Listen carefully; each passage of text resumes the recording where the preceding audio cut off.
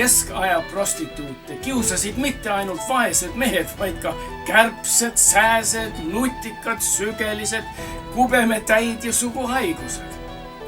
Litsid, kes põdesid süfilist, kaotasid juuksed ja karvad üle keha. Ja litsid, kes üritasid puhtamalt teenuseid pakkuda, sageli raseerisid karvad maha kaenla alt, jalgadelt ja ka kubemelt. Aga kubemekarvad olid sel ajal meestele erutavad ja viisakamas seltskonnas neid polnud moes pügada. Et rikkamaid ja staažikamaid mehi meelitada ja et oma haiguste olemasolu varjata, oli vaja karvadega kubemed.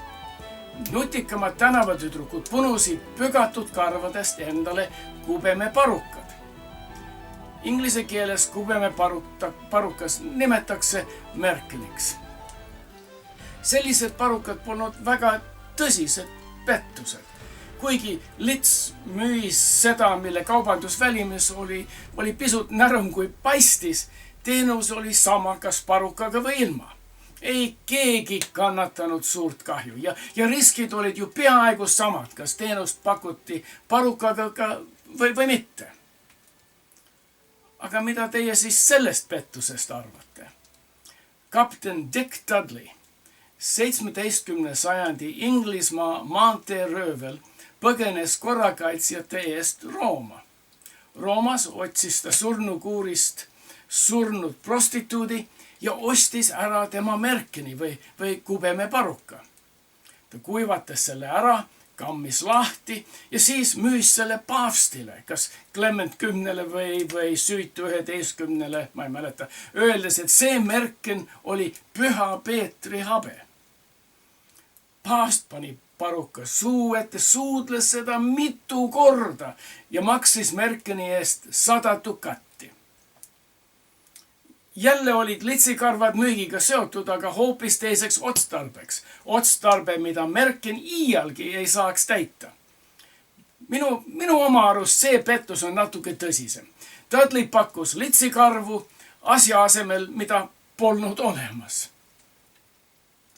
Aga kuidas siis paavstiga lood? Paavst ju pakkus kah seda, mida polnud olemas. Tema maksis olematu reliikvia eest kiriku kassast, mitte enda taskust. 17. sajandil kiriku sissetulek oli veel seotud indulgentsite müügiga. Patused maksid kirikule raha, et nende suuremad patud andestakse ja patused pääseksid põrgu piinast. Litsikarvade tehingul polnud paavsti käed ka puhtad. Makstud raha oli samasugune litsikarva müük. Ta müüs olemata teenust, aga palju suurema rahva hulgale. Selline müük oli minu arust veel suurem pettus, kui mitte iseenesest patt. Kirikuvalitsejad pole ainukesed, kes müüvad olematut. Ilmalikud valitsejad müüvad oma kodanikudele kah merkeneid. Olen ennegi rääkinud riigifirmadest, Nordicast, Rail Balticast ja Tallinn-Helsingi tunnelist. Nüüd aga peab tõsiselt arvestama valitsuste panuseid koroonaviiruse teemal. Üle maailma on meil diletandid, kes pakuvad rahvale lahendusi või lohutust, mis pole teadusega seotud. Meile määritakse litsikarvu silma ja pestakse aju litsikarvadega. Mõned targad räägivad meile, kuidas koroonaviirus on sama kui tavaline iga-aastane gripp. See pole nii. Koroonaviiruse nakatuse pärast surevad 10–20 korda rohkem inimesi. Tavaliste grippide vastu on rahva seas immuunsus kasvanud tänu varasemate nakkuste ja vaktsiinide mõju pärast. Seda rohkem immuunsust rahva seas, seda vähem võimalust on teisi edasi nakatada. Koroonaviirus on uus ja rahva seas pole immuunsust tekkinud. Nakatada võib nii turtsumise või köhimise aerosooli sissehingamisega kui ka pindadelt viirusega kontaktiga. On tõesti olnud ohtlikumaid viiruseid. Viimaste aasta jooksul on meil olnud SARS ja MERS ja Ebola. Need haigused sai karantiiniga kinni peetud ja nende jaoks on juba ravimid leitud. Seekord koroonaviirus on levinud juba nii laiali, et karantiin enam ei suuda ühtegi riiki päästa ja ravimeid ja vaktsiine pole loota aasta jooksul. Nüüd on vaja koroonaviiruse laienemist leevendada ja ette valmistada selle tagajärgedeks. Aga minu arust valitsused on näidanud täielikku ebakompetentsust ja olematu ettevalmistust, samal ajal kui väidavad ettevalmistust ja ainult üritavad rahvast lohutada. Vaadake, kuidas Iraan hiljuti koroonaviiruse pressikonferentsi pidas. Paremal rääkiv mees on riigi pressiesindaja, kes kinnitab, et rahval pole midagi karta. Sõnumi toetuseks ta võttis kaasa vasakpoolse mehe, kes töötab Iraani terviseametis. Vasakpoolne mees on tervishoiuministri asetäitja. Probleem selle pressikonferentsil on selgelt näha. Paistab, et tervishoiuministeeriumist esindaja vaevleb. Pressiesindajal ei paista midagi viga, aga kõrvalmees pühib higi otsa eest ja ei paista terve olema. Tõenäoliselt oli mees haige, sest järgmine päev ta ilmus veel kord videos. Seekord polnud tal seljas ülikond, vaid ilmus T-särgis, kas kodus või haiglas, ja tunnistas, et temal on koroonaviirus. Järgmisel päeval oli Iraani ministrite koosolek, milles võttis osa ka üks Iraani asepresidentidest. Iraani valitsuses on see naine kõige kõrgemas valitsuse positsioonis ja tema suhtles koosolekul riigi kõrgema juhtkonnaga. Tuleb välja, et Iraani naisasepresident põeb kah koroonaviirust. Järgmistel päevadel tunnistati, et ligi paar tosinat parlamendi liikmeid olid nakatatud ja vähemalt 2 nendest on viiruse tõttu surnud, nagu suri ka Iraani kõrgema juhi nõuandja. Ja nüüd, kui Iraani kõrgem juht ilmub avalikult, vaadake ta käsi. Tal on kaitsekilekindad käes. Nädalaid varem Iraan kiitis oma terviseametit ja olukorda öeldes, et nemad toodavad kaitsenäomaski Hiinale ekspordiks. Samal ajal kui kõrgem juhtkond rahvast rahustas ja eitas riski, see sama juhtkond nakatas 11.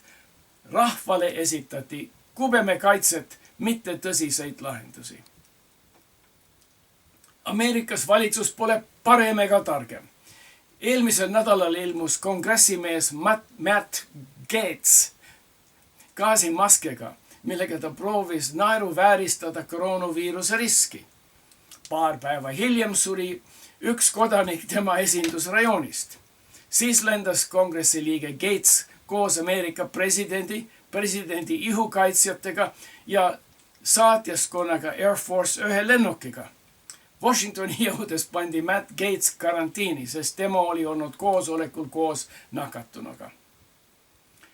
Gaetz pole ainukene, kes oleks võinud Ameerika presidenti nakatada.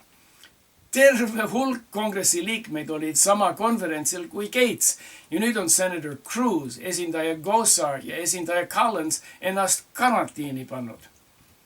Siin näete esindaja Collinsit kohtumas ja kättsurumas president Trumpiga alles 3. märtsil. Esindaja Comert oli kah konverentsil, aga tema otsustas, et tema ei pane ennast karantiini ja toimetab valitsuses edasi, nagu poleks mingit ohtu. Minu arust meil on kah keegi Oudekki Loone, kes tuli Itaalias tagasi ja arvab, et tema ei ole nakatanud. No jah, aga näete siin, et Valgemaja, Ameerika valitsus proovib ikkagi haigust varjatada kubemeparukaga. Näete siin, et Valgemaja ei tahtnud hoiata eakaid lendamise eest, kuigi Atlanta haiguste tõrjekeskus soovitas seda ja soovitab veel, et mitte ükski vanur läheks merekruiisile. Ma ei taha öelda, et koroonaviirus toob tsivilisatsioonile lõpu. Aga kindlasti koroonaviirus toob meile raskusi ja kriisi. Valitsuste suurem kohustus on riskiolukordi leevendada ja olla valmis kõikide riskide jaoks. Kas need on üleujutused, sõjad, õnnetused või nakatavad haigused. Viimase puhul mina vaatan, et Eesti valitsus on sama tegevusetu ja plaanitu kui Iraan ja USA. Meie tervisehoiuministeerium saatis mulle kirja, et pean enda tervist valvama ja käsi pesema. Aga see hoiatus minule ja teile on kõige väiksem asi. Valmisolek peaks mitte ainult meid põhjalikult informeerima koroonaviiruse kohta, vaid ka valitsuse leevendamise meetmete. Tänases Delfi uudisteportaalis meie rahandusminister vihjab finantskriisist. No hästi. Mida kavatseb valitsus teha, et tulevat kriisi leevendada? Kuidas rahandusminister säästab investeerijate panused Eesti majandusse? Kui palju on valitsus valmis leevendamiseks kulutama? Kellele ja kuidas riigi ressursse jagatakse? Kas maksusid nõutakse töötutelt?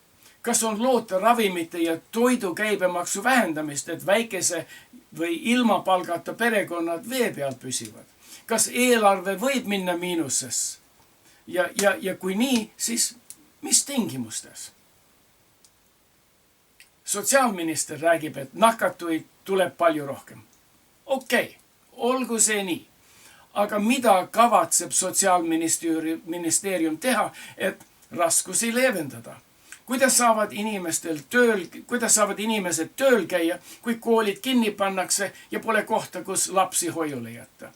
Mis plaaniga levitakse koroonaviiruse teste üle Eesti? Kuidas jälgitakse nakatuse ketti?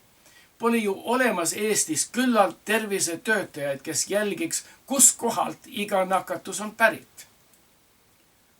Vaesematel koolilastel, kelle koolilõuna on tähtis, kuidas neile tervislikku toita garanteeritakse, kui kooli pole? Mida mõtleb Sotsiaalministeerium teha, kui haiglad on täis ja arstid ja õed põevad viirust? Hiina ja Ameerika on ostnud ja ehitanud isolatsiooniks maju. Mida Eesti teeb? Bill Gates, endine Microsofti juht, loob veebipõhise portaali, kus inimesed saavad ise aru anda, kellega nad on nakatuse järel kontaktis olnud.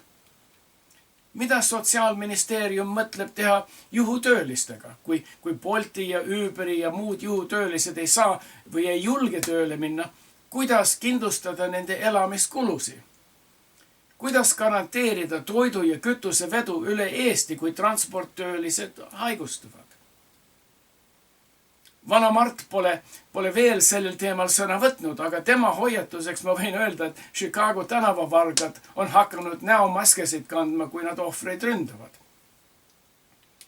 Kui pole raha ega toitu, kuidas Siseministeerium meie rahvaga käituma hakkab? Kas ja millal keelame massi kokkutulekuid? Kas piirame Eesti linnadesse sissesõidu või väljasõidu?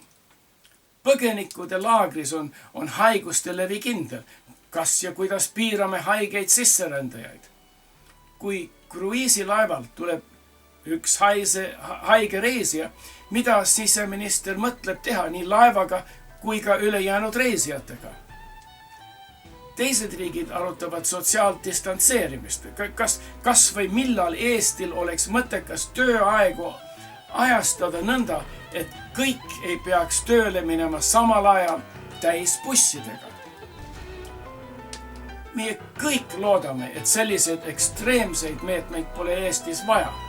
Aga kõige parem viis rahvast lohutada on mitte magusate sõnadega, vaid plaanidega, mis näitab, et meie valitsus on tasemel ja oskuslikult tegeleb iga kriisiga, mitte ei lehvita meile litsiga.